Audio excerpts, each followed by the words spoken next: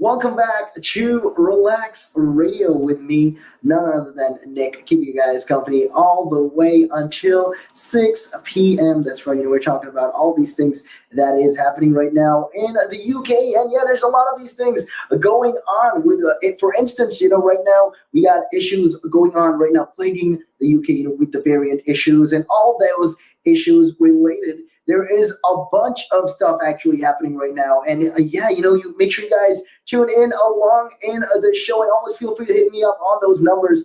07852 473 Those are the magical numbers. That's right. You always feel free to hit me up on those numbers. Also, don't forget to check us out on our social media pages. We are pretty much big on Facebook and Instagram. And also don't forget to check us out on YouTube as well. And also don't forget to download the app from the Apple App Store or the Google Play Store. Carry us all day, every day. And yeah, if you're wondering who this is, like I said, my name is Nick, and I'm giving you guys company only here on Relax Radio, RELAKS. And yeah, we're talking about a lot of things that is happening right now. And yeah, with one of this is how a lot of people in Wales has not been following the restrictions, the guidelines that have been told to them so far. And yeah, these are just, some of the things that, we'll be talking about, education system, about how people are having it harder now, that they have to catching up, school and all of those things.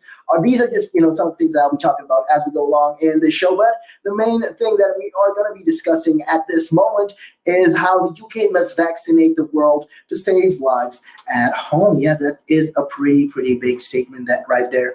And yeah, Boris Johnson, he has a moral duty to share some of the UK's coronavirus vaccine with developing nations to prevent a humanitarian disaster, says MPs and peers. So in a letter, they urged the Prime Minister to show global leadership ahead of the G7 summit. So what they wanted to do is, they want to pledge and to donate one dose abroad for each one given in the UK. So for every dose the person gets in the UK, they want to make sure that we can get another dose as well for the people in other countries, in these developing countries. So there is also certain new variants that could prolong the UK's lockdown restrictions. Yeah, in case you guys are wondering, it is the Indian variant. Yeah, that is spreading around right now, and there is a lot of these, a lot of concern coming down to the point of this with the Indian variant and all of the virus right now that is going on and spreading. People are concerned and they are pretty much worried, and they want to make sure that they can get ahead of this. So yeah, these are just some of the things. And because of this coronavirus right now,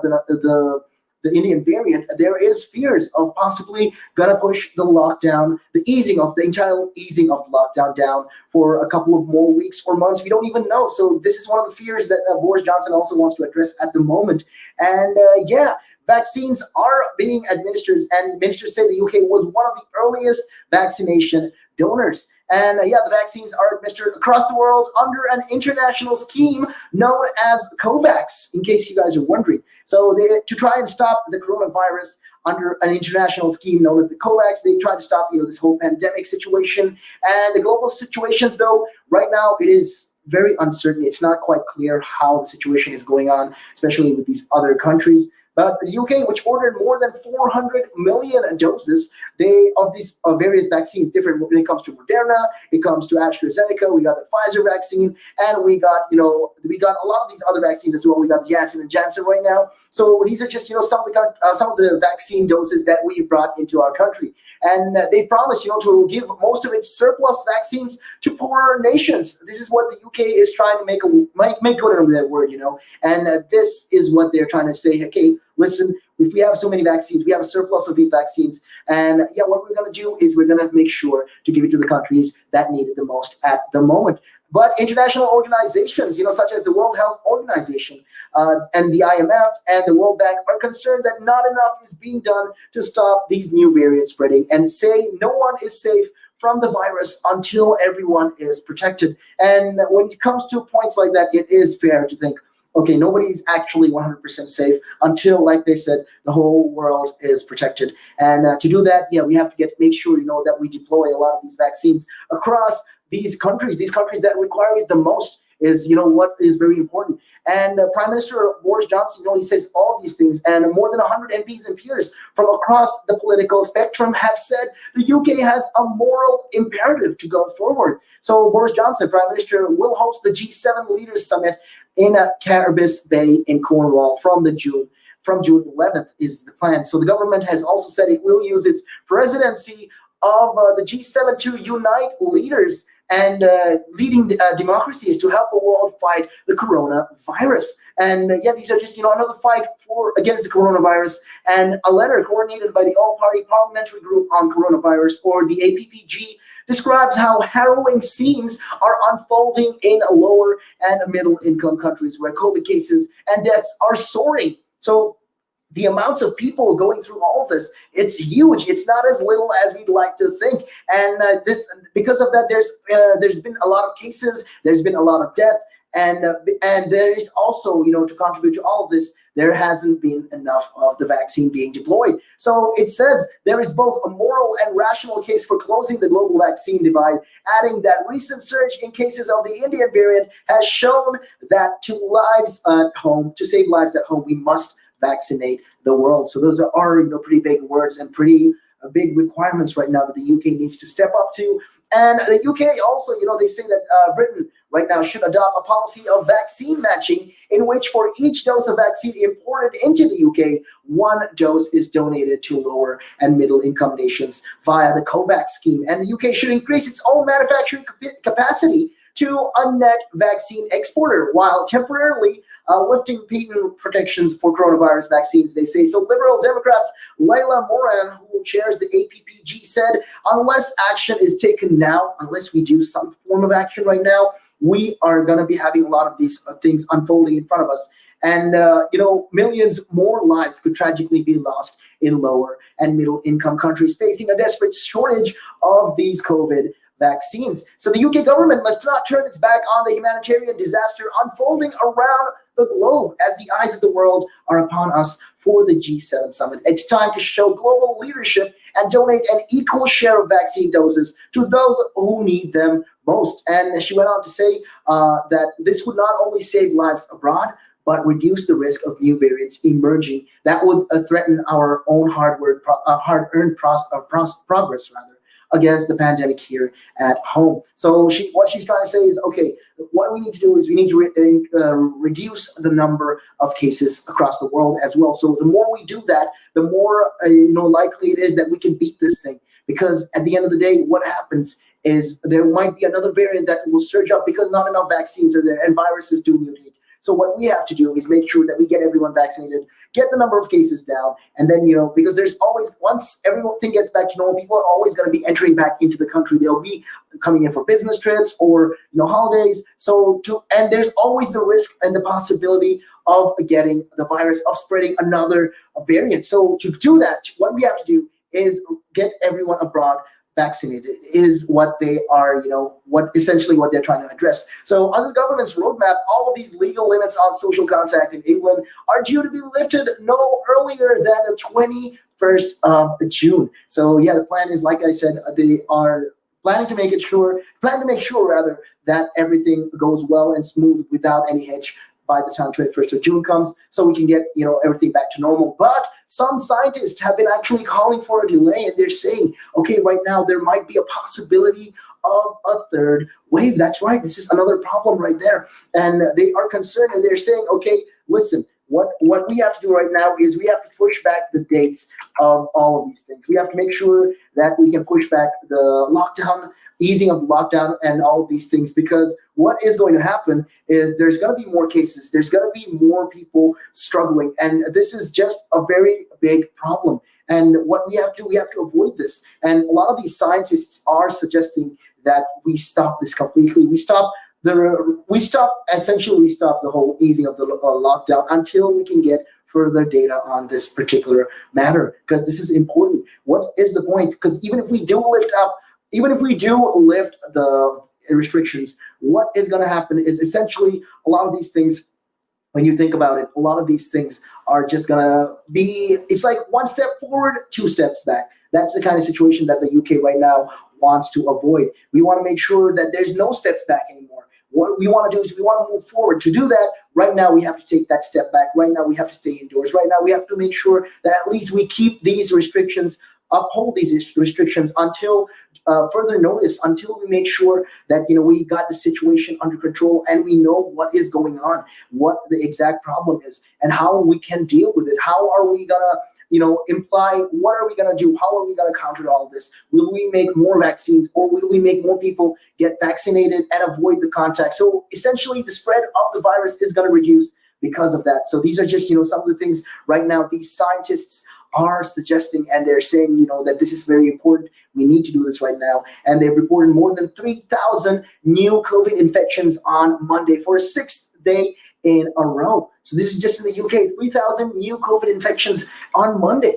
So the Prime Minister's official spokesperson said the UK is in a global crisis. And the spokesperson said more needs to be done to make sure vaccines, treatments, and tests are available to all, while it is the government's duty to protect its own population. The UK is one of the earliest and largest donors to COVAX. And he went on to say, that the UK, we play a very big fundamental role in the COVAX scheme. And he added that the COVAX has delivered more than 61 million doses to 120 countries. That's still 61 million vaccine doses. So that's a lot of stuff. And Business Minister Paul Scully said undoubtedly the global situation will be raised at the G7 summit next week. So yeah, the UK is, what he's saying is the UK is the largest donor to the Gavi, the International Vaccine Organization. And we put £500 million into the organization that's rolling out the vaccine around the world. And we won't be out of this issue until the whole world is out of this issue because of international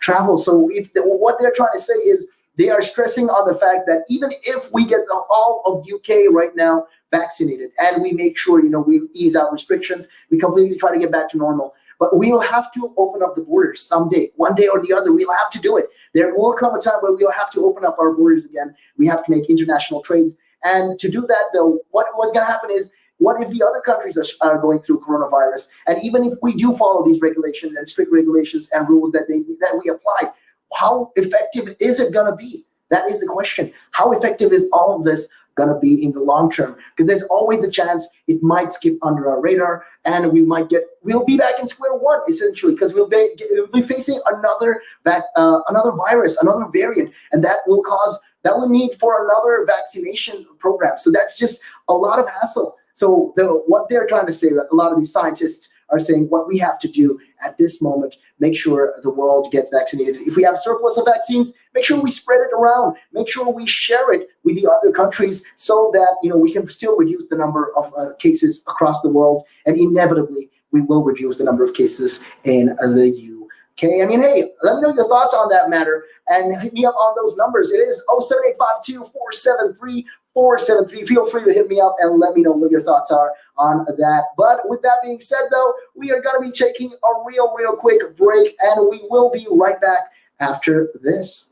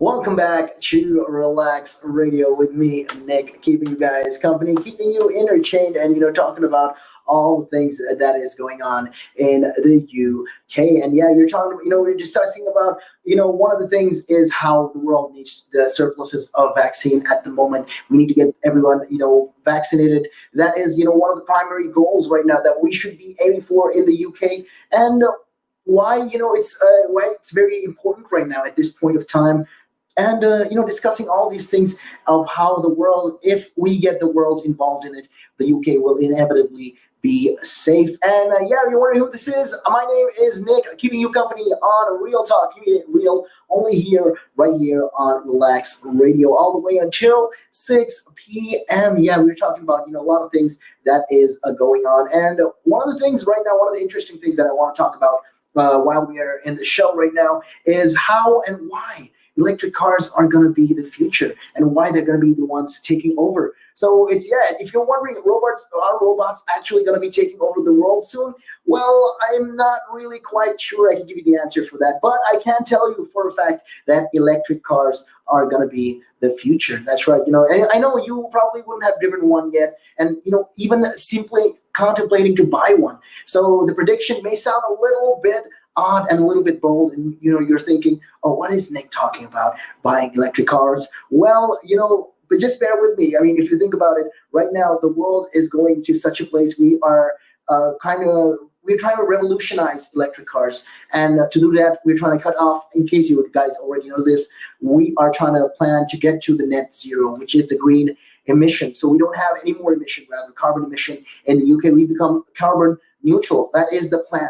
We're trying to get people in the UK on board with this, not only in the UK, but in the world. This is one of the reasons why we are having COP26 right now, why we are hosting it. And yeah, these are just, some of the things that we are going to be doing. And many industry observers believe, we've already passed the tipping point where sales of electric cars will rapidly overwhelm petrol and diesel cars. Well, it's certainly what a lot of these, world big car makers might even think. So Jaguar actually is another company that plans to sell out electric cars from 2025, and Volvo from 2030. And last week, the British sports car Lotus also said it would follow suit, selling only electric models from 2028. So all of these big exotic cars, these famous companies, I mean, they're making the transition already. They're trying to make it soon. They're trying to make sure, okay, this is the time now, is the time we take the initiative, because what is going to happen is we are going to be, we're trying to stop using a lot of these fossil fuels. That includes coal, petrol, diesel, kerosene, all of those things,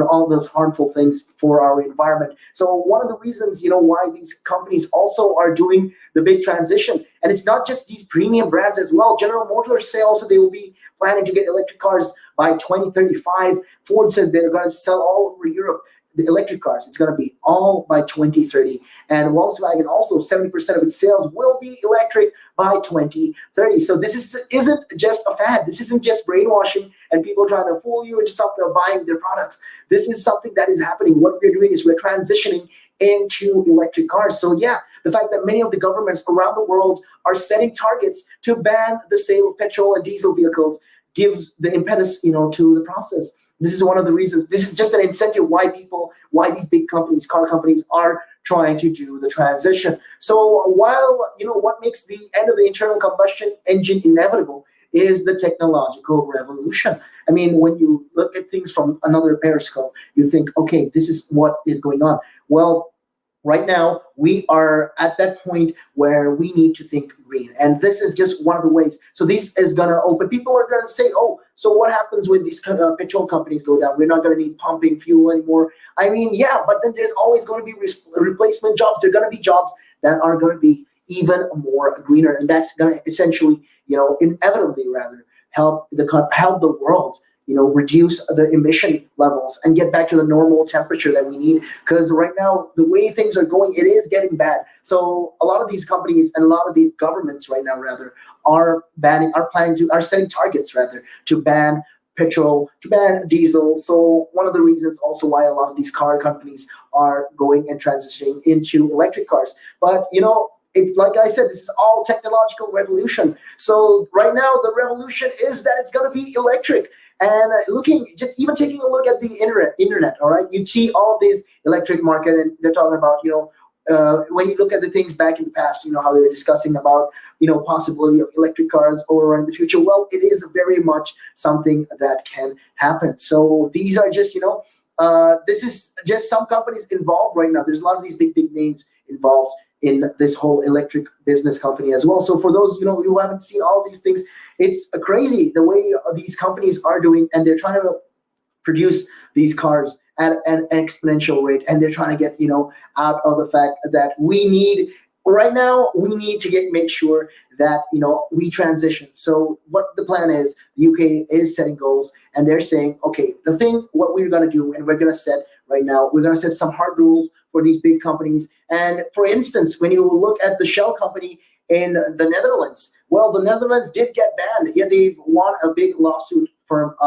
against this big company. Activists won a lawsuit against this. And, right now the people are thinking about the environment and how it is very important that we take care of it. We make sure that, we get everything on board and we get everyone onto this, because the game plan is this, to make sure that we reduce essentially the emission levels and the amount of these problems in the world. Because as scientists looks at it right now, the temperature is rising by 1.5 degrees Celsius. And to prevent that, this is just, some of the things that they're talking about. Like I said, we're planning a lot of these things. They're planning to use sewage as well to generate heat in housings. So this is also, that's going to be very important. A lot of these electric grids also are going to be depending on these kind of things as well. So just, some of the things that is going on. And when it comes to electric cars also, you think, okay, it's going to cost expensive. Well, just 1 year ago, if you check almost 10 years ago, rather, the prices has changed. So back then it used to be,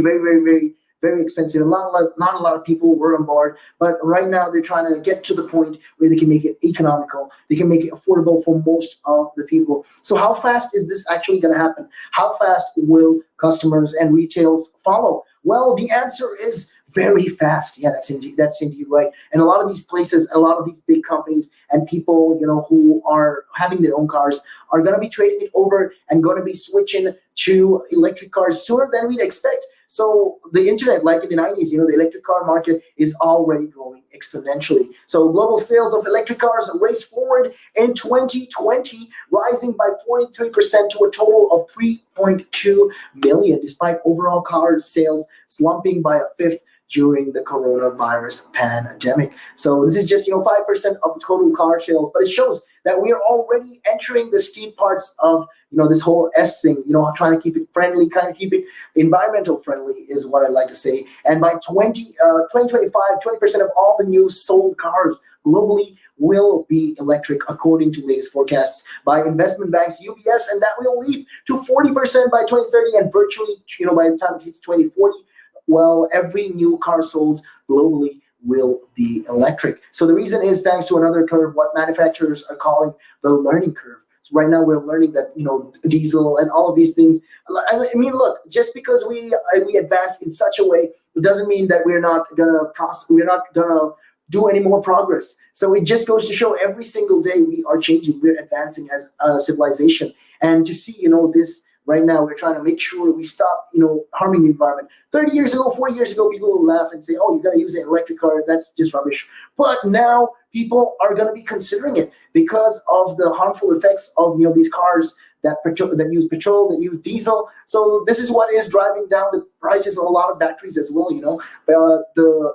need of batteries right now is what, one of the biggest issue with electric cars is its batteries. It's really super expensive. But right now, what a lot of these big companies are trying to do is they're trying to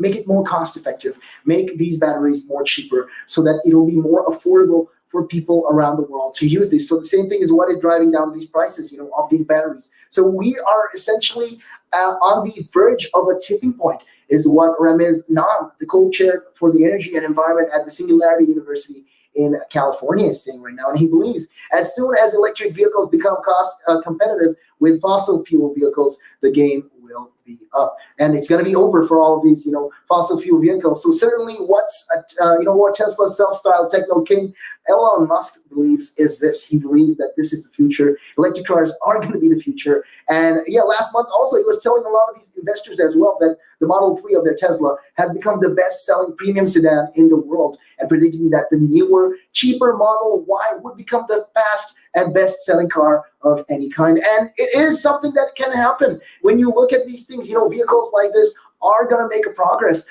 Electric cars I believe, are the future. We are at the pinnacle right now of, where we're going to get. We're at that point. We're at that edge where we're deciding, okay, this is what's going to happen. We're going to make sure that we do this transition. We do a switch. We're trying to keep it green. We're trying to make sure that the environment is safe, because this is also what is very important. When you look at all the statistics right now, a lot of these things, a lot of these companies and businesses are thinking green. Yeah, it's not just the UK. It's not just Europe. It's not just the Western world as well. A lot of these other countries as well are involved in this. So it's just showing that, over the course of a couple of more years, over the course of a decade or another decade or 2 decades, we can see significant improvement, and we can see, a change in all of these things. And this is just, something that will happen. That's going to happen. It's inevitable. So like I said, this is something, the UK right now is planning also to get transition into the whole green environment. And like I said, our goals are right now to get to that point by 2050. So yeah, a lot of these companies also are doing the transitions. A lot of, companies that use gas, or you could use, cookers or stuff like that. They're trying to make it everything, they're trying to make everything less, emitting less of this emission of carbon. So let's see how it goes. Hopefully, this is something that will come, with the situation. Yeah, a lot of people are not faring well because of the pandemic across the world, but the people are saying there's going to be new innovations, a lot of these new things that are going to be popping up, like, it's going to change. Things are definitely going to change. And we never know. Sometimes currencies that we have right now, like paper money, that is also going to be stopped. We never know the future, how they're going to make do with this. These are just, plans that they're doing. There's also talk about, how they're going to make the Bitcoin. They're going to do green Bitcoins, and, a lot of these innovative engines as well, because we're trying to stick to green. We are trying to green up everything right now. Because, like I said, if you look at the statistics, the globe is warming up, and we need to do the actions right now. And a lot of these countries as well, especially even in Australia, people are talking about this. There's a lot of, children standing up for all of these things, and they are saying, that they have the right. And I've seen a bunch of these videos as well on social media, and it's crazy, how people are actually more aware than we were 20, 30 years ago. I mean, 20 years ago, people thought that there was actually people that said global warming is a hoax. I mean, think about it, a global warming is a hoax.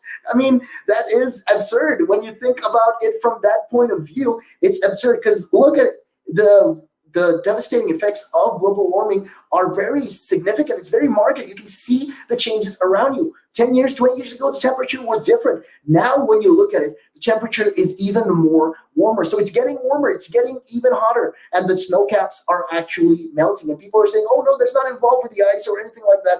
Well, this is just another thing that is going on. So hopefully people will, right now, the generation that we are fostering are making sure that they stand up for the fight for a greener environment and for a greener nation for them. So let's see, how it goes as the days go by. We'll see most probably, we will be definitely seeing some kind of improvement on all of this. And we will see more new initiatives coming up as it goes by. But with that being said, we are going to be taking a real quick break, and we will be right back after this.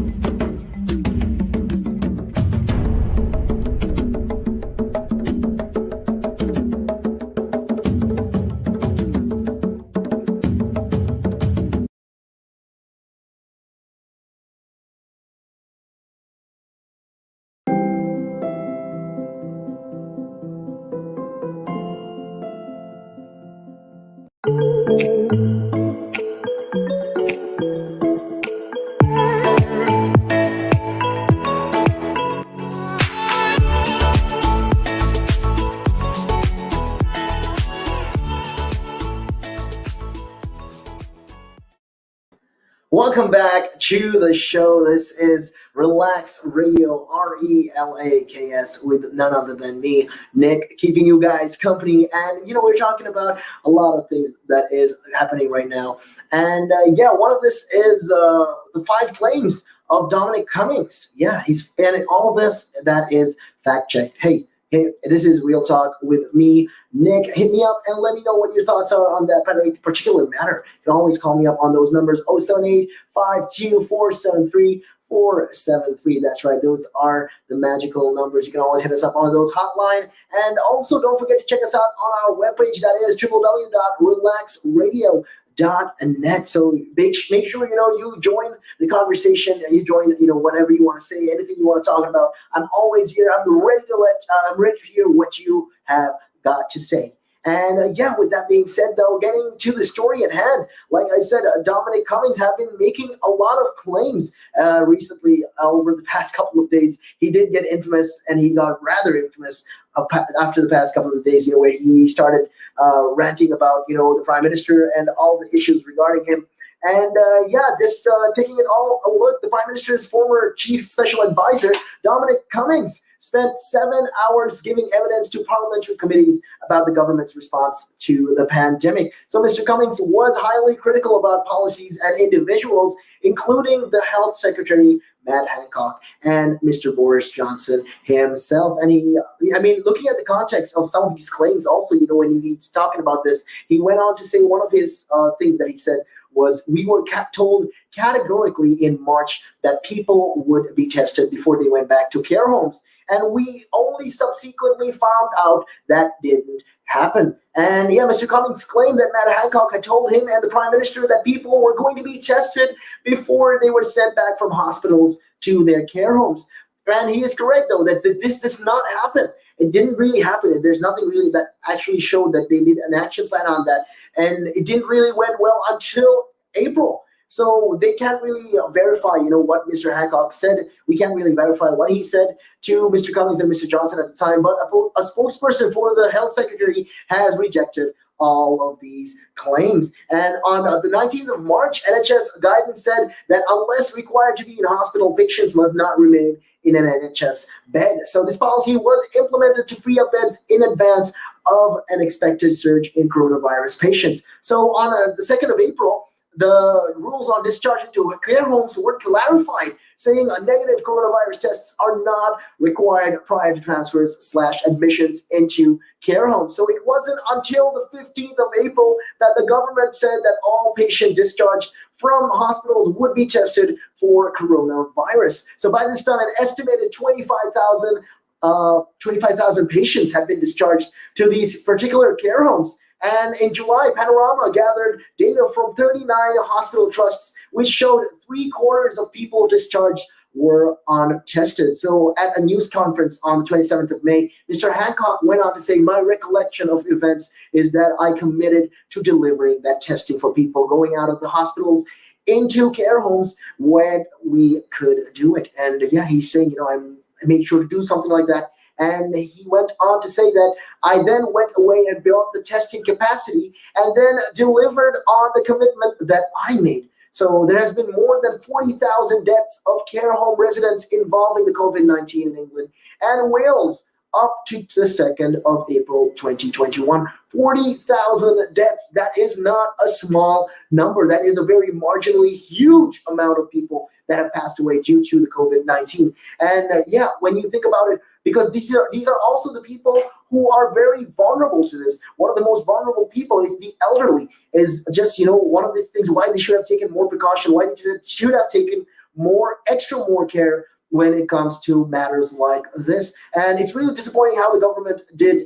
They didn't rather find a proper action plan regarding this. And these are just some of the things that he talked about. And this was fact checked, and this was found out to be true. This is something that they didn't know.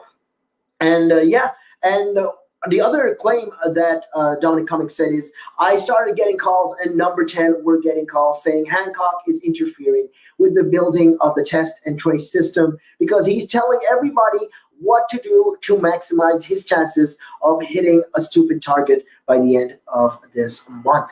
And that's another claim that he said. And last year, the health secretary set a target of hitting 100,000 tests a day by the end of April 2020. So the government announced on the 1st of May that this has been reached. But as we pointed out, that figure included 40,000 tests that were in the post to people who hadn't therefore actually used them. So this resulted in criticism from the official statistics watchdogs. So yeah, these are just, some of the matters at hand. And these are just, some of the things that he's done. And the number of tests below 20,000 a day for most of April, but accelerated rapidly in the last week of the month. And it was about 50,000 in 29th of April and 80,000 on the 30th of April, and then over 120,000 on the 1st of May. So Mr. Cummings also alleges that to reach the 100,000 figure, Matt Hancock was calling people, asking them to hold back tests so I can hit my target. So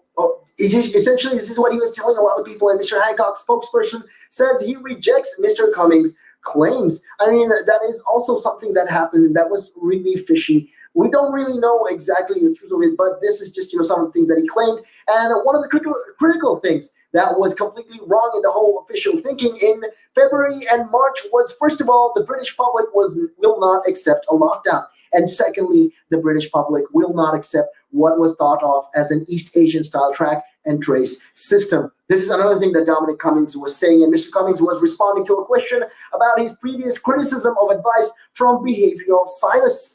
And one of this is, Mr. Cummings was responding to all these things, but minutes from a meeting of behavioral science advisors, the SPB, on 12th of March suggested they thought people would accept all of these restrictions. And they went on to note that expectations of how the government will react, will be set by the media reports of public health strategies in other countries. So this increases the risk of public concern if interventions that are perceived to be effective are not applied. So according to the YouGov polling system, on the 27th of March 2020, a day after national lockdown was imposed, 74% of the public approved of quarantining anyone who had been in contact with a contaminated patient. And the same poll also found 67% approval in Singapore, but over 80% in Malaysia. So UK support, the public support for canceling large events was higher, ahead of European countries such as France, Italy, and Germany, as well as, a bunch of these East Asian countries as well, such as Hong Kong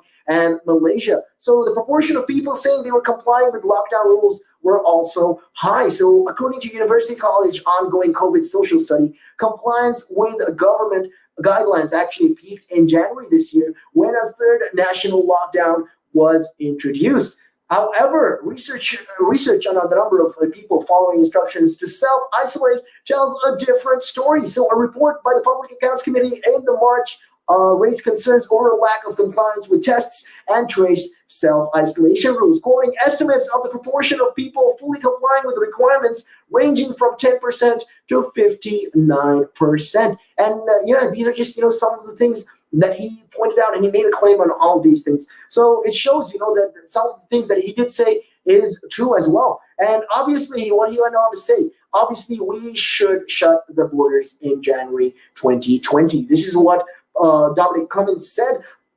So between January and March 2020, the UK introduced some measures to protect itself and from this whole new virus. So quarantine was imposed on 273 arrivals from Wuhan in China, while travelers from other parts of China, Iran, and northern Italy were asked to isolate voluntarily for 14 days. So those requirements were withdrawn on the 13th of March, 10 days before the first lockdown started. Mr. Cummings said the advice to the government had been that closing the borders would essentially have no effect. So a study from Imperial College later found that a third of COVID transmission had come from Spain and 29% from France, neither of which faced restrictions, with hardly any coming from China. So Mr. Cummings said that after April 2020, there were no proper border policies because he claimed the Prime Minister didn't want one. And he's trying to say the Prime Minister was not totally on board with this. He said he didn't want any more of these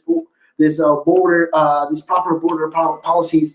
And the UK has also significantly tightened and toughened its border policies relatively recently, introducing quarantine hotels for people arriving in the UK from high-risk countries in February 2021. And he also made another bold statement, rather. He made a big claim that Taiwan immediately closed the borders. They introduced very strict quarantine systems. They did a whole bunch of things right off the bat in January. So Dominic Cummings repeatedly held Taiwan up as acting defensively and very decisively early on in the pandemic. So Taiwan closed its borders to all visitors from China on the 23rd of March.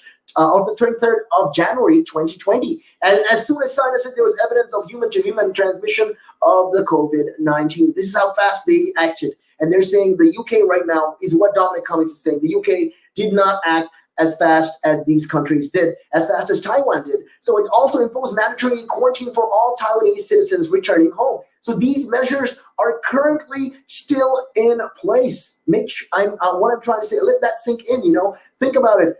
They took action so early. To this point, till this day, they're still following the mandatory quarantine for all their Taiwanese citizens returning home. So most of the country's 23 million people were also wearing face masks even before they were required to do so. However, this month, they're also, all these things are just, what they've been doing. So Dominic Cummings is, setting up Taiwan on a spotlight and saying, okay, the people from Taiwan made sure they acted decisively in comparison to the UK when this whole thing started off the bat. But right now, if you look at the number of cases in Taiwan, there has been, a little bit of an increment. Rather, there's been an increase of cases, and they've been hailed, as there's been stories, that say that there's been a lot of these cases, although it's mostly in the single digits to zero digits. So it's mostly to do with the people, and they were smart. They made sure to make the move as early as possible because this is very important. They said the earlier we act, the faster we act, the more better, it'll be for the country, for the countrymen, for the citizens in Taiwan. So this is, another thing that Dominic Cummings claimed, and this was actually seemed to be fact if you look at it. So these are just some of the things that the former chief special advisor Dominic Cummings said, and he was giving all of this during the parliamentary committees about the government's response to the whole pandemic and how they took action about this whole. Especially during this whole critical period. So these are just, one of the things, like I was saying, if you have anything that you want to contest, hey, hit me up on those numbers and let me know. 07852-473-473. That's right. Feel free to hit me up on those numbers. You can always call me up and let me know what your thoughts are. But with that being said, though, we are going to actually be taking a real quick break, and we will be right back after this. And taking a look at your time right now, it is 4:46. Good evening.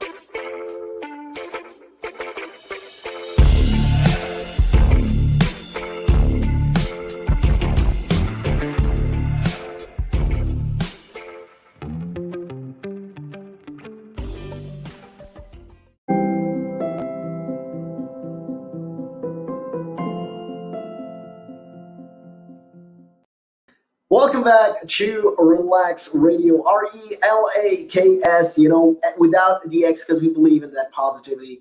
That's why, that's what we are. That's who we are right here on Relax Radio. If you're wondering who this is, I am Nick, and I'm keeping you company all the way until 6 p.m. only on Real Talk. And we're trying to keep it 100% real right now. And the situation is 100% real.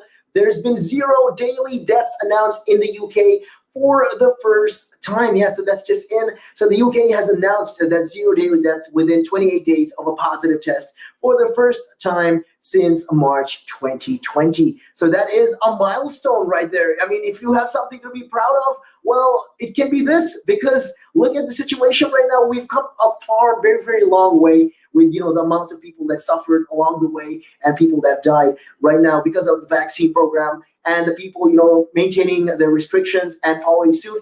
It just shows that, right now we are at the point where we can probably say there is not been enough of death. I mean, it did come with a cost. If you think about it, it did come with a very severe cost. But at the same time, this is just going to foster the future for the people right now. So the latest figures also reported another 3,165 new cases. So although there's not been deaths, there has been a lot of new cases compared with 3,383 on Monday and 2,493 1 week ago. So it comes amid all of these concerns over recent rises in these cases linked to the variant first identified in India. That's right. So reports of these daily deaths are now often lower at weekends and at the start of the week. And this is also, mostly because less counting takes place while statistics are, all these statisticians are off, and adding in the bank holiday weekend will make this figure less certain still. So any death that happened on Tuesday will be reported in days to come. So right now it's not really a fact. Like, we don't really know whether the figures are coming in yet. So as of yet, there's not been any deaths so far. So a lot of people are saying, it is a relief. It is a blessed relief for the government to announce no deaths in their daily figures for the first time since the pandemic kept going. So this is just another win for the people right here in the UK, for people who are struggling and went through a lot. A lot of people have gone through a lot, especially during this pandemic. So there's always ifs and buts in the situation, but at the same time, we are glad to say that, we've come to the point where for 1 week we didn't have any cases. So that's very important as well. And it just shows the situation right now. And it's crazy. So today's death tells us, what's happening with infections a month ago. And right now it looks like the virus is on the rise again from its current low base. So, and the daily count isn't a perfect figure. So some people who died over the bank holiday may have passed their reported on a Wednesday. So let's see how it goes. Really. These are just, like I said, some of the things that have happened. And according to the UK's current definition, deaths within 4 weeks of a positive test, there was a day with no reportable deaths last summer, and that was on the 30th of July. So the government did announce some deaths on that day, as they were using a different definition at that time. So the pandemic is far from over, though. Although there's not been any deaths so far this week. And it is a milestone, but there has still been a rising number of cases in the UK. So a government is still saying, there's still deaths around us. We're still surrounded by these deaths and these situations. So it just goes to show this is very, very important right now. And this is something that we as a people, we've won in a way. We have come to that point. We've come a long way. And this is a small victory that, we can bask and be proud of. But at the same time, we have to remember the cost of this victory. How many people have given up their lives and have lost their lives due to this pandemic. So in accordance, like I said, all these things the government is saying right now, it's great. Pandemic, although it's far from over, this is going to be a unique day in its history today. So we can celebrate it and hope that we'll see more like these kind of things, these kind of wins in the future. So we got the daily death in UK, the number of people being admitted to hospitals and those catching the virus have fallen from a peak reached in January. So this comes against the backdrop of the increasing numbers of people receiving the first or second dose of a vaccine. So more than thirds of the adult population have now received both doses. So I'm proud to say that that's a very big achievement. So the latest figures have shown 25,734,000 people in the UK have received their two doses of jabs. So while 39 million people, some 74.9% of the adult population have received a first jab. So the success, of the UK's vaccination program, however, does not spell the battle of COVID, between COVID right now, as being over. It's not over. So this is what scientists are advising the government. Even though we've seen a lot of significant wins, it's still far from over. It's still too soon to celebrate. So Professor Adam Finn said the country remained vulnerable as there are still large numbers of unvaccinated people. So there have been calls to delay ending COVID restrictions in England on the 21st of June amid warnings of a third wave. So but on Tuesday, Downing Street reiterated that Prime Minister Boris Johnson had seen nothing in the data to suggest the plan would need to be postponed. So a final decision on the last stage of the government's roadmap in England for lifting lockdown, which will remove all limits on how many people you can meet, will be reached on the 14th of June. So the plan is, by the time 14th of June comes, this is where we're going to be making the final decision, whether we're going to go on and we're going to keep going on like a monorail. We're going to keep going on and we're not going to stop. We're going to keep going to push for the 21st of June, or are we going to actually consider and take heed of what these scientists are saying? Are we going to be careful? Are we going to proceed with caution? Is very important right now. And these are just some of the things that these scientists also are addressing, and they're saying they want people to be more vigilant, even the government. They want the government, just because the numbers, there's not been so many deaths so far. There's not been any deaths so far for this week, this unique week. It does not spell that the whole situation is done. So the timetable for relaxing COVID measures varies across the UK. So for instance, in Scotland, the easing of restrictions has been paused for millions, but rules are to be relaxed in Glasgow from Saturday. So in Wales, the UK, there has also been a review on the 3rd of June, and in Northern Ireland, some measures were relaxed on the 24th of May, and the next review is due on the 10th of June. So the UK has now reported more than 3,000 new coronavirus case infections for 7 days in a row, and this increase in cases comes amid the spread of the more transmissible Indian variant known as the Delta, after the World Health Organization announced new names for COVID-19 variants using letters of the Greek alphabet. So the Delta variant, or the Indian variant, also known as the B.1.6172, is thought to account for up to 3/4 of the new cases right now in the UK. So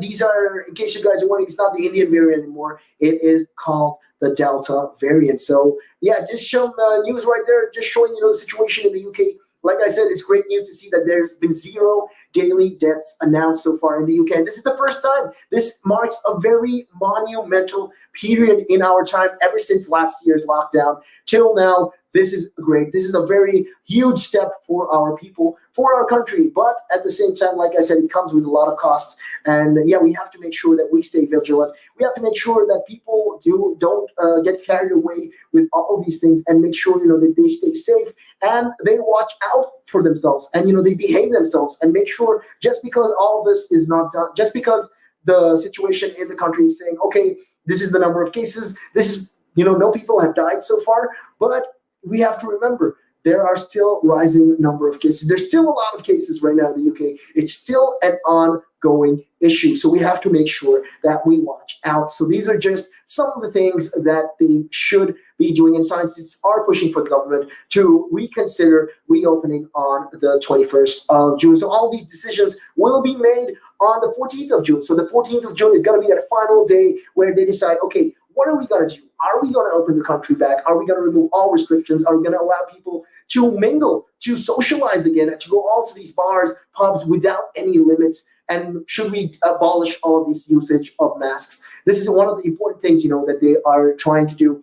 And they're coming to that decision. They're coming to that point, and they're considering whether they should do it or not. Hopefully, they come up with a smart plan. And in case you guys have any opinions on this, always, you can always feel free to hit me up and let me know. The numbers 07852-473-473. Those are the magical numbers. You can feel free to call me up and let me know what your thoughts are on the matter. Should the country should the country open up and relax ease out to all of these restrictions?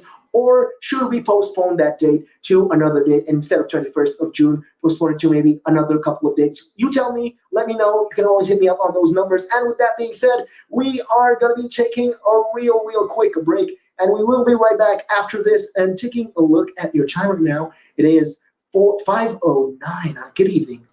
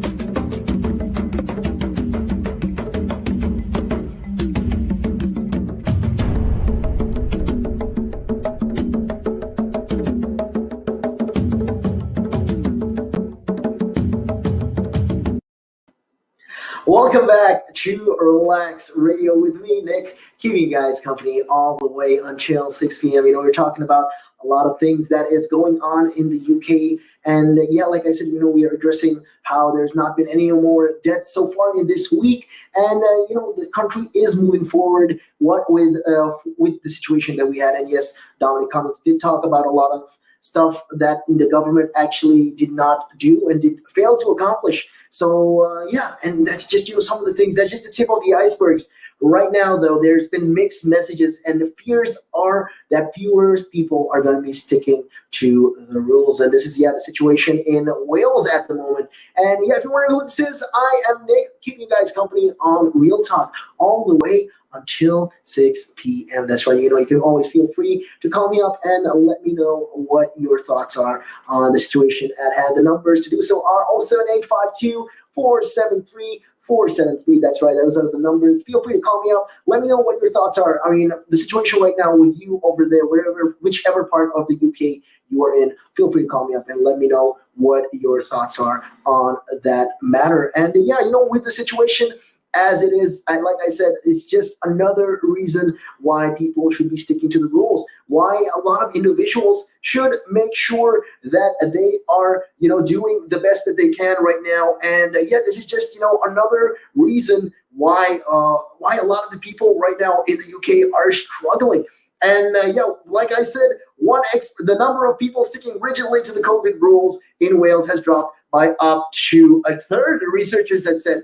And one expert who analyzed the results said there was concern mixed messages on the virus may have led to confusion. That's terrible on that part, terrible on the government, and terrible, for that situation. And one expert who has analyzed the results has said that there was concern that mixed messages on the virus may have led to a lot of confusion. So one study by University College suggests that compliance with the COVID rules fell from 60% in February to 40% in May. So the Welsh government said the emergence of these new variants made it clear the pandemic was not over. It's still here. We still have a lot more to go to. And Wales Health Minister Elmund Morgan said on Sunday it was going to be very difficult to stop the spread of an Indian variant from England to Wales, as she urged people to continue to comply with the rules. So another ongoing study by Public Health Wales, the PHW,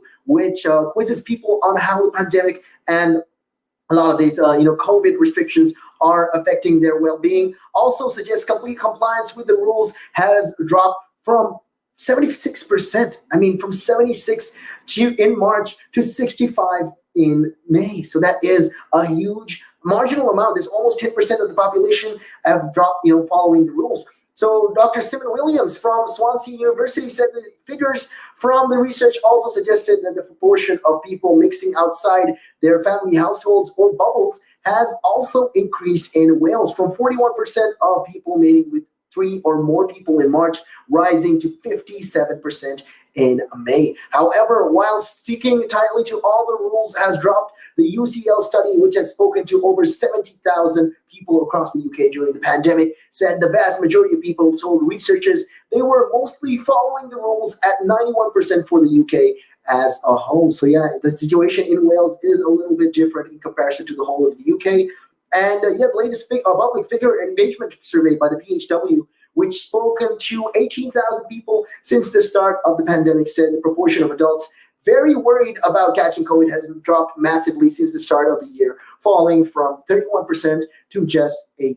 So it comes as well over 2 million people in Wales have now received at least one dose of a COVID vaccine, and over 1 million have completely been vaccinated. So this, in turn, it also means that Wales is ahead of every country in the world with similar populations for the COVID vaccines. And going on to all of this, Dr. Williams, who is a senior lecturer in people and organization at Swansea University School of Business, said that overall there is a picture emerging that we can see over the last couple of weeks. Certainly the last few months, there's been a dip in compliance. And he went on to say, that I think a large part of that is the lack of clarity over where we are in the pandemic. So it's a classic case of mixed messages. So we see at the UK level the message that there is irreversible roadmap that we are going to open up further in June. And at the same time, we're seeing and hearing about rising these new variants. So it kind of, in essence, what the people are trying to say, it's kind of building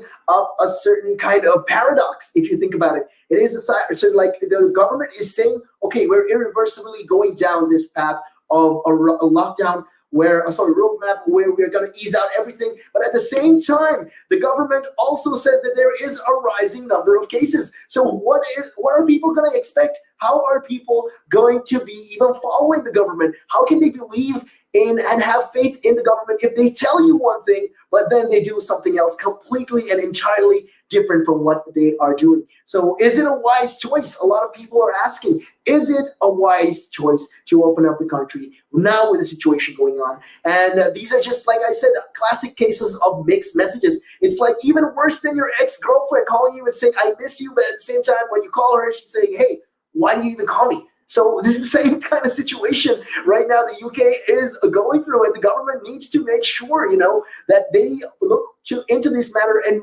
give it a clear reasoning. Make sure they give a clear answer to the general public. So at the end of May, there was at least 58 cases of the so-called Indian variant or the Delta variant of the concern detected in Wales. And this is all according to the PHW. So there's been more than 30 more new cases sequenced of the Delta variant and the one of concern in the most recent week. So they've all been detected in all health board except in Powys, but were primarily in the traceable clusters in Cardiff and Vale of Glamorgan, according to health officials. So yeah, in the latest of its steps to ease restrictions, the Welsh government announced on Friday that live music could return, with venues needing risk assessments in line with hospitality and performing guidance. So these are things, that people are not quite sure what they should feel. Should we be afraid, or should we make sure that, should we actually think, okay, fine, do we go out? Or is it safe? Does it sound like it's going to get better? Are we going to reach to that point where we're going to remove all kinds of restrictions and we can meet no matter the infinite amount of people in these malls or pubs or bars, wherever it could be? I mean, this is the kind of questions that people want to know. Are we going to be doing this? Will this happen? And if this is going to happen, then what's the whole point of this whole cases thing? So the regard for the virus right now is not the importance, rather the priority. Like I said, the regard of all of this is right now not the highest, and people are not sure. They're confused. They are not, quite 100% there on whether what they should do and how they should deal with this and how they should actually think about this. Is it safe or not? Although the government keeps on pushing and saying it is okay, we're going to come to the point where it's going to be irreversible. We're going to make sure we remove all kinds of restrictions. But it doesn't look like it can happen, though, with the cases rising up. Like, for instance, in Glasgow, we have places. In Renfrewshire, we have cases. In Bolton, we have cases. So when the cases are piling up like this and on the rise, how can the government tell you one thing but mean something and tell you another thing at the same time? And which of these do we believe in? Because then we'll have to selectively choose what we want to believe in. So the next review of the restrictions in Wales is due on the 3rd of June, and the Welsh government say that if conditions remain positive, its next review will consider further changes to meeting people in private homes and increasing the number of people who can meet outdoors. So Dr. Williams said Wales was at a crucial moment in the course of the pandemic. Despite recent easings, we're not out of the woods just yet, and the governments need the tone to be clear as possible in their communication, that we still need to be cautious, but they also need to ensure that further easings are not introduced before we have this new variant under control across the UK. So these mixed messages are the problem, and urging, for caution while also relaxing measures. I mean, it's like an oxymoron. I'd like to say it's a paradox in its own way, where we say, okay, fine, we're going to be relaxing the measures, but at the same time, there's a many number of cases, so make sure you guys be careful. Oh, okay, what is it you want to do? They have to clearly communicate this with the general public. This is the government's role. They should be doing this, and they shouldn't be causing confusion, which in turn might have a negative impact on this compliance, and people are not going to follow through with this. So responding, a Welsh government spokesperson said, it is thanks to the efforts of everyone that Wales has the lowest rates of coronavirus in the UK. But the pandemic isn't over, and the emergence of the so-called Indian variant of concern is a reminder to all of us just how quickly the situation can change, and that this virus is full of unpleasant surprises. And we continue to urge people to follow the set of simple rules and measures, such as keeping your distance, washing your hands regularly, wearing a face mask, covering indoors, and ventilating indoor spaces to keep you and your loved ones and whales safe. So these are, this kind of measures that we need to make sure that we implement and make sure that we adopt as a general public, as the general populace. Because, like I said, it's also the government's duty to make sure that they give a clear message. You want people to be safe?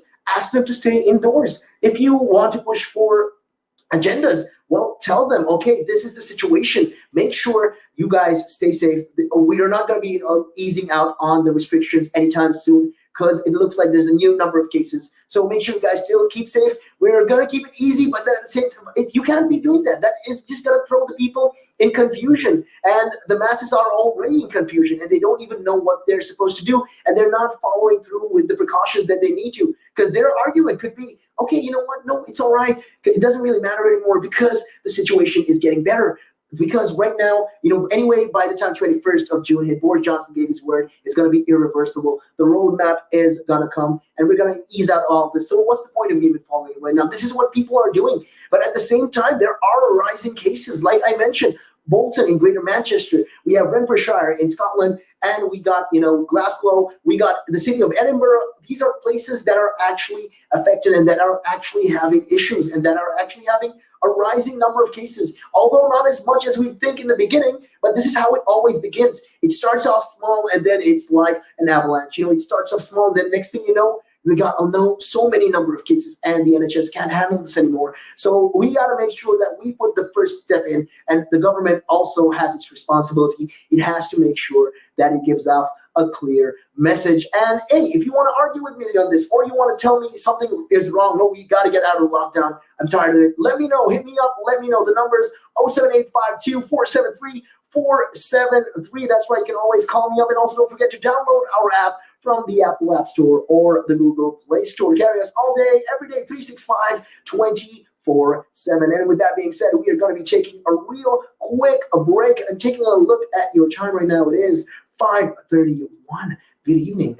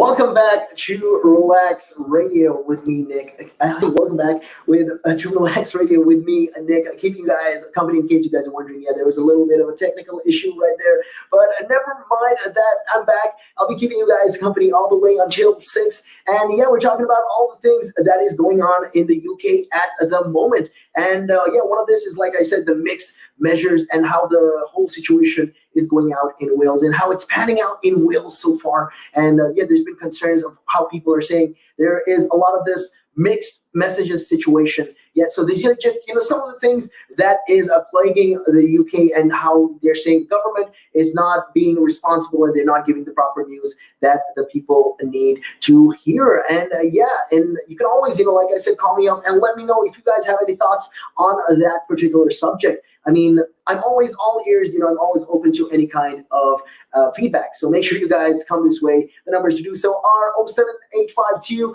473 473. And also don't forget to check us out on Facebook and Instagram as well. We are pretty big on these social media platforms.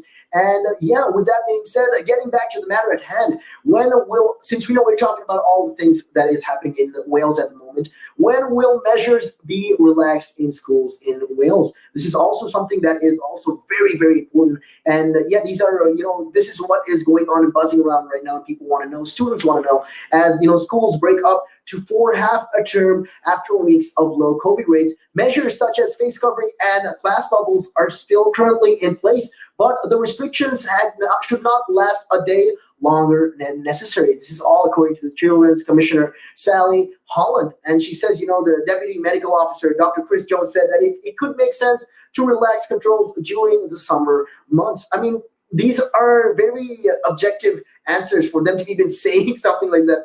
Okay, look, this is what we're going to do. We're going to make sure everything's open now. We can send school. Do you even hear you guys, what you guys are saying? The risks are still there. Just because it's summer doesn't mean the virus is going anywhere. It's going to take a holiday. It's not going to be packing bags and it's going out to Spain or something like that.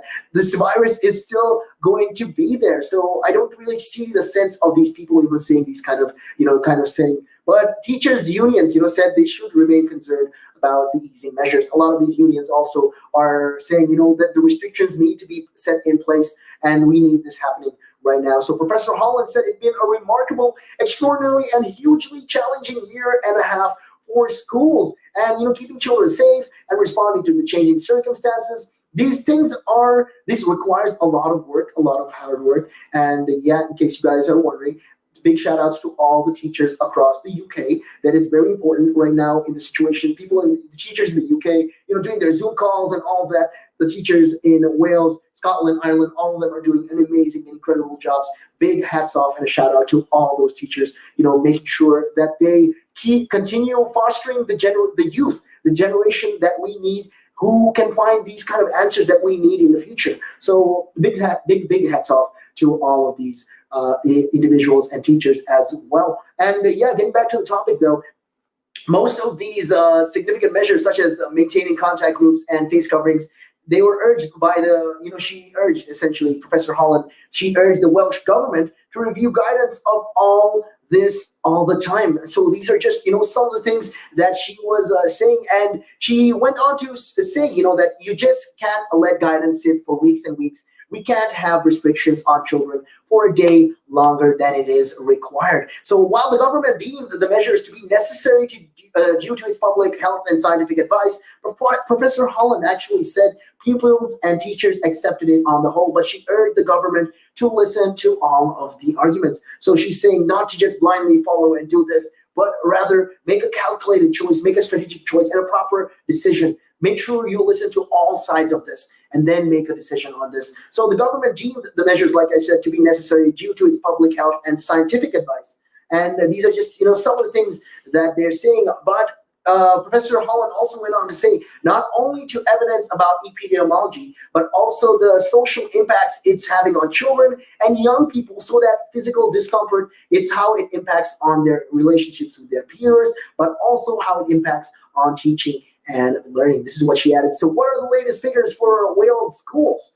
Well, the latest public health Wales figures recorded 55 COVID cases in schools were over the past week. So a total of 162 over the most recent 21 days. So over the past 21 days, they've had 162 cases. So the cases were reported by 11 of Wales' 22 local authorities. So 2/3 of the cases were in Brigham and Monmouthshire, and this is all linked to school cases in Porthcawl and Abergavenny. So all of them, almost 81% of schools have had a COVID case since September, and 208 schools have had only one cases. So there's been reassuring advices as well, when it comes to this. So current guidelines and guidance say face covering should be worn by pupils and staff in secondary schools and colleges, including in classrooms and by primary school staffs where social distancing is not possible. So primary schools, essentially, students and teachers, coming into more interaction because these are small children, learning children.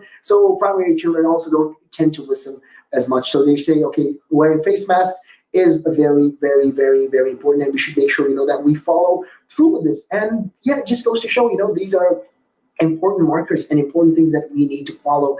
The government is following and making sure that they should impose these things and make stricter rules with regards to this, and how much the people also should follow through with this. And it's great to see. It is it's heartwarming to see that a lot of people are, ready to go back to school, and they want to get back to school and continue their studies, because it has been a very tough year for a lot of people. So like I said, all of this should continue, but at the same time, we should follow the proper guidelines and the things that we are required. And schools have also formed contact groups of pupils to limit mixing. So twice weekly lateral flow tests are available for children over the ages of 11 years old and school staff. So Dr. Jones said there was very few cases being reported in schools, providing very reassuring evidence that schools were not a higher risk environment. And Ian Gerd, the head teacher at ESCO Aberconwy in Conwy, said pupils have been really resilient. And she went on to say, that he was keen that the restrictions were relaxed in a safe way,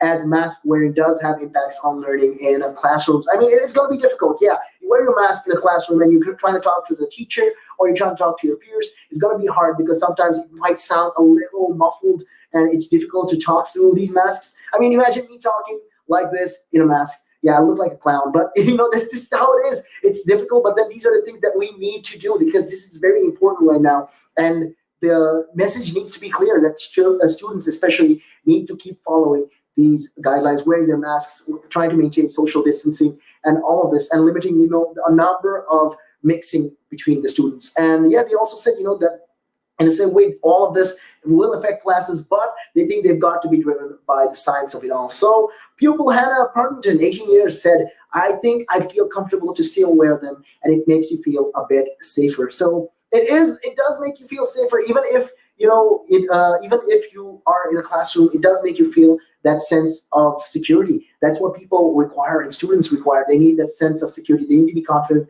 that they can come to school and it can be safe for them.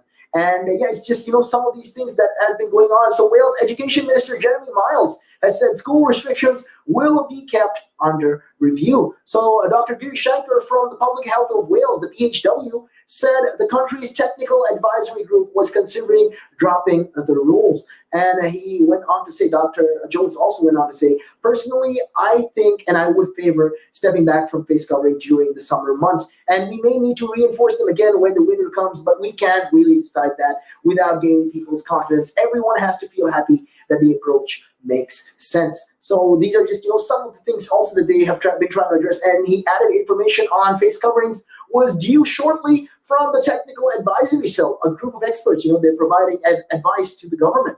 And he went also on to say, Dr. Jones continued saying, we know that there are some harms associated with face coverings, and they may be getting worse during the hot weather over the summer, and difficulty with skin irritation and the heat. I get it. Yeah, there's going to be rashes and there's going to be problems like that. And people are going to be, in that situation, in that spot where it's going to be difficult for a lot of them.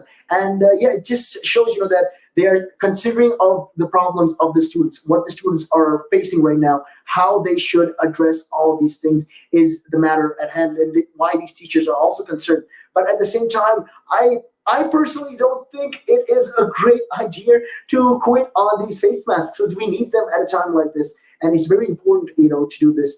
And yeah, they said there's been arguments, to say the benefit related to the risk is less for face covering now, but we need to see the evidence that we need to discuss that with teaching these teaching unions and also children representatives, because we need to make sure that if there is a change in a policy, everyone still has confidence in these protective measures that we still have. So Dr. Evans, Dr. David Evans, rather, the Crime News Secretary, said it was too early to lift COVID restrictions because of the current concerns over the Indian variant. And he said the younger population had not been vaccinated and they were more mobile and were meeting more people. So this is of concern as well. And he said that, they still want to see pupils wearing their face masks in classrooms until the end of the term and then assess the situation before they start back in schools in September. So Dr. Chris Jones also said that Wales was ready to go if the UK-wide Joint Council on Vaccination and Immunization gave the go-ahead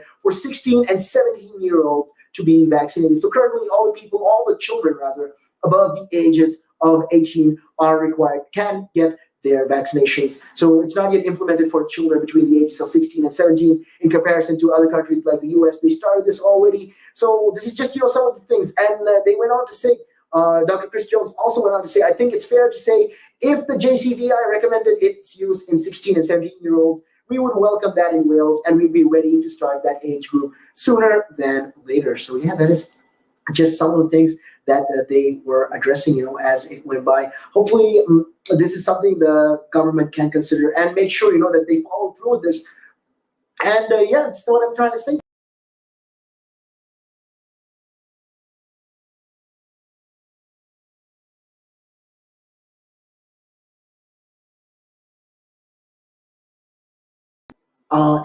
All of these things are related. But with that being said, we're going to be taking a real quick break, and we will be right back after this.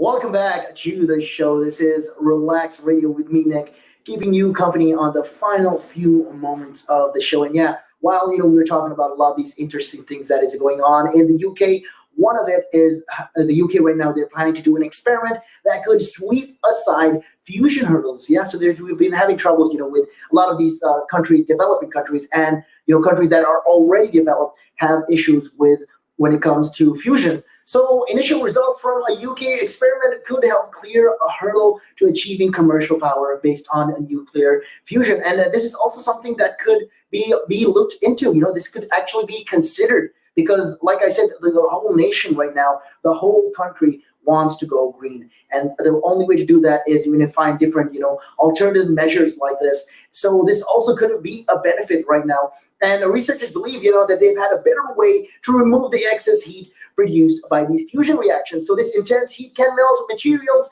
used inside a reactor, limiting the amount of time it can operate for. So the system, which has been linked to a car exhaust, it resulted in a tenfold reduction in the heat. So the tests were all carried out at the MAST, or the Mega Amp Spherical Tokamak. So yeah, that's the upgrade nuclear fusion experiment at Culham in Oxfordshire. So the 55 million pound device began operating in October last year after a 7-year build. So it took 7 years to construct this magnificent beauty of a contraption, but well, it did. After 7 years, they decided, this is what we're going to do. And nuclear fission, like I said, is an attempt to replicate the process of the power that the sun and the other stars need. And this is what we want to replicate right here in the UK and in the world, in Earth. So the UK is also one of the countries that is focusing on this. In case you guys are wondering, what am I talking about?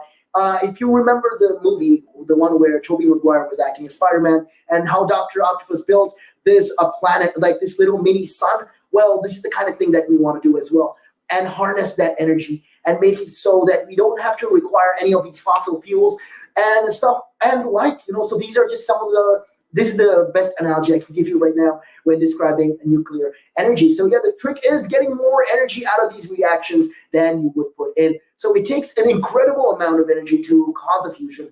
But at the same time, with that, we want to get more energy out of it than the energy that we put into it. So the goal continues to elude a lot of these scientists, a lot of teams and engineers around the world who are currently working to make fusion power a reality. So yeah, existing nuclear energy relies on a process called fission, where a huge chemical element is split to produce lighter ones. So fusion works by combining two light elements to make a heavier one. So one common fusion approach uses a reactor design called tokamak, in which these powerful magnetic fields are used to control charged gas or plasma inside a donut-shaped container. In case you guys are wondering what that is, yeah, there is images. You can always check it out on Google. And yeah, these are these some of the things that right now the UK is planning to do, and they're trying to implement as well. And an international fusion mega project called the ITER is currently under construction in southern France. So Professor Ian Chapman, the chief executive of the United Kingdom's Atomic Energy Authority, or the UKAEA, said it would be crucial for demonstrating the feasibility of bringing fusion energy and power to the grid. But he added that either size and cost meant that if every time you wanted to build a unit, so you need to raise the sum of money, then the penetration into the market, it would be determined by economies, but not by technology. So end of the day, it's the affordability of these units and these builds. So it's making it takes a lot of time, but at the same time, it is also very, very expensive. So it's just not about the technology as well. So the mass upgrade is also one attempt to come up with a template for more compact, cheaper fusion reactors. So it's use of an innovative design known as a spherical tokamak to squeeze the fuel into a 4.4 millimeter tall and a 4-meter wide space. So by comparison, the containment vessel ether will use to control its fusion reactions is 11.4 meters tall and 19.4 meters wide. That is a very huge contraption. And the mass build bijou dimensions come at a price though. So you're making something that's hotter than the sun and in a smaller volume. So think of it as concentrated energy. So the more you want to replicate the sun, but in a smaller form. And that's just, how you get the heat out, how you get a lot of this energy out. That is the big question. That's the challenge. And this is what Professor Chapman is saying, to harness that energy and, to equal of the sun is what they want to do. And that's the current challenge that they're facing right now. So the core of the plasma, with the tokamak, reaches these temperatures of 100 million Celsius without an exhaust system that can handle this in unimaginable heat. Materials in the design would have to be regularly replaced. So that's also going to be very, very costly, and it will be very, very expensive. So these are just, some of the matters that they are saying and how expensive this thing is. But this is something that they want to look into and make sure that if we can harness the energy, if we can harness fusion energy, hopefully in the future we can use this, and we won't have such issues when it comes to power. Because right now, one of the issues that we have is the power that we do, the powers that fuel the cars or fuel any of these things that we do, electric grids and all of that require fossil fuels. So to do that, hopefully in the future we can come up with a method that can actually provide us a benefit. And if the UK could be, and right now the UK is pioneering in this, and they built such a big upgrade, and they want to use the whole capacity that they can when it comes to nuclear fusion. So let's see, how it goes. Hopefully, in the next couple of decades, this is something that they can do, along the way. What with the pandemic going on and a lot of these other things as well, fundings might not be as much as we'd expect, but hopefully this is also, like I said, they can consider these things as we go along, and hopefully this will also be brought up in the COP26 that's going to be happening in Glasgow, hopefully by the time November hits. So this is just some of the things that is going on in the UK, and with that being said, it is about that time of the day for me to head on out of here. But don't worry, I'll catch you guys again tomorrow, same time, same place, same all this time. We're talking about all these things, and it's crazy. Like I said, all the things that are happening everyday life, how things change. One moment, like from the moment we had the virus right now, we are at this pinnacle where there's a virus, there's the issue of the virus going on, but at the same time, we are trying to go green. We're trying to build these new, these experimentations that will harness fusion energy. It just shows the potential the UK has right now at the moment. And the fact that we are doing this and we are trying to make moves into something like this is really commendable. So let's see, like I said, how it goes. And if you guys have any thoughts or opinions on that matter, you can always freely call me up on those numbers. It is 07852-473-473. Also, don't forget, you can download our app from the Apple App Store or the Google Play Store to carry us all day, every day. And with that being said, I'll catch you guys again tomorrow only on Real Talk. And with that, my name is Nick, and I'm out of here.